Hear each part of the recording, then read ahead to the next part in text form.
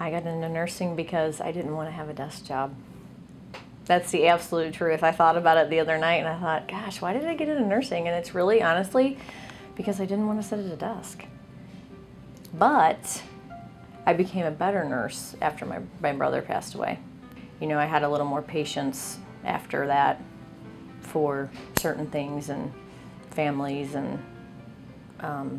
you know, respect for how, you know, nurses treated people at the bedside after I sat and experienced it. And I worked a lot with CF kids, and that was hard because I lost a lot of them. So I always wondered, is it appropriate for me to get attached to my patients? Is it appropriate for me to, you know, cry when my patients, you know, get extremely sick and take a turn for the worst? And, you know, when they die, is it okay that I'm at their bedside just like boo-hooing like the rest of their family and crying? And when my brother was sick, I realized it was okay.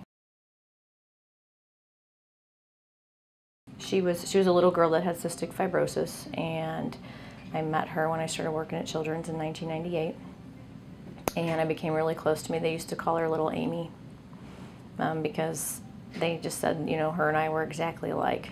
We were really good friends. I went to her high school graduation, drove a few hours, stayed with her family for the weekend, had a really good time at her high school graduation. She got lungs, and she lived about 2 years after that.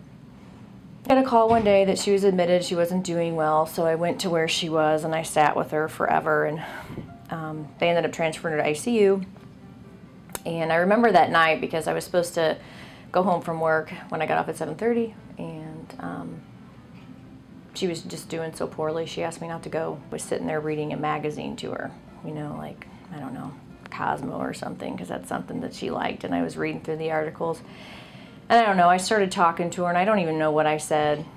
I think it was the point where I told her that it was okay, you know, that we all loved her, and that, you know, if she couldn't hang on anymore, she couldn't hang on, you know. So I remember I got a call in the middle of the night, but didn't remember getting it. And then when I woke up in the morning, I woke up to my phone ringing again, and they said, hey, you know, she died. And I was really upset because I didn't realize I'd gotten a call in the middle of the night.